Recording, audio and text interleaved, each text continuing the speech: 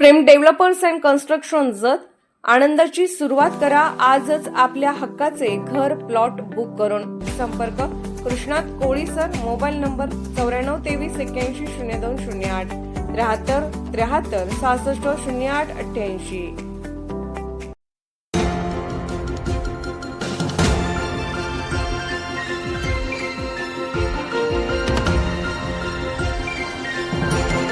आपण पाहत आहात जत मराठी न्यूज।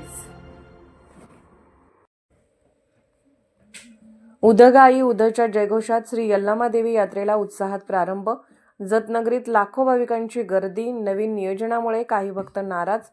उदगा आई उदच्या जयघोषात लाखो भाविकांचे श्रद्धास्थान असलेल्या श्री यल्लामा देवी यात्रेस जतनगरीत मोठ्या उत्साहात सुरुवात झाली आहे। जतची ग्रामदेवता असलेल्या अनेक महाराष्ट्र, कर्नाटक, आंध्र प्रदेश, केरळ, तामिळनाडू व गोवा राज्यातील भाविकांचे श्रद्धास्थान असलेल्या नवसाला पावणाऱ्या जागृत देवी श्री यल्लामा देवीच्या यात्रेस भाविकांनी मोठी गर्दी केली आहे।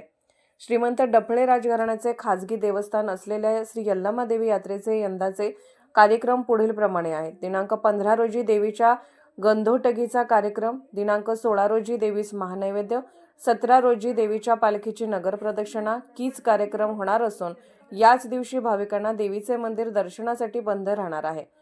तसेच ट्रस्टचे अध्यक्ष श्रीमंत शार्दूल राजे डफळे यांच्याकडून पुढील वर्षी होणाऱ्या यात्रेच्या तारखेची घोषणा करण्यात येणार आहे।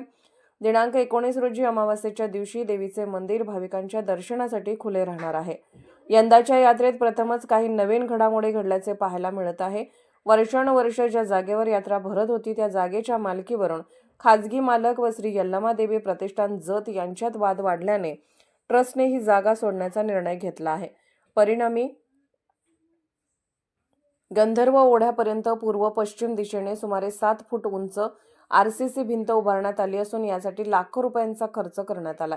या निर्णयामुळे अनेक भाविकांमध्ये नाराजी व्यक्त होत असून भविष्यात ही मोठी यात्रा मोडकळीस जाण्याची भीती काही भक्तांनी व्यक्त केली आहे।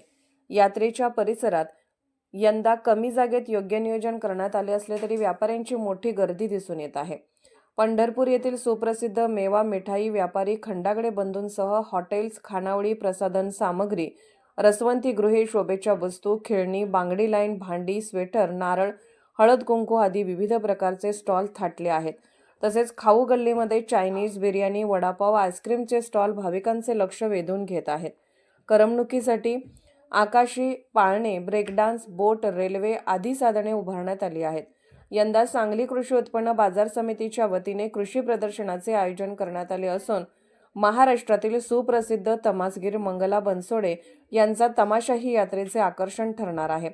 सांगली कृषी उत्पन्न बाजार समितीच्या वतीने यात्रेत मोठ्या प्रमाणात खिलार जनावरांचा बाजार भरवण्यात आला असून जत-अथणी मार्गावर बिळूर रस्त्याच्या दोन्ही बाजूनी पशुपालकांनी जनावरे विक्रीसाठी आणली आहेत।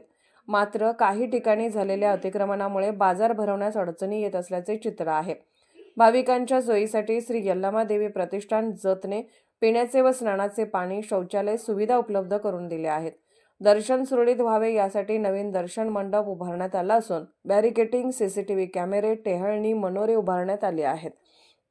यात्रेत अन्न भेसळ, अवैध दारू विक्री रोखण्यासाठी अन्न व औषध प्रशासन तसेच राज्य उत्पादन शुल्क विभागाला सतर्क राहण्याचे आदेश जतचे प्रांताधिकारी श्री अजय कुमार नष्टे यांनी दिले आहेत।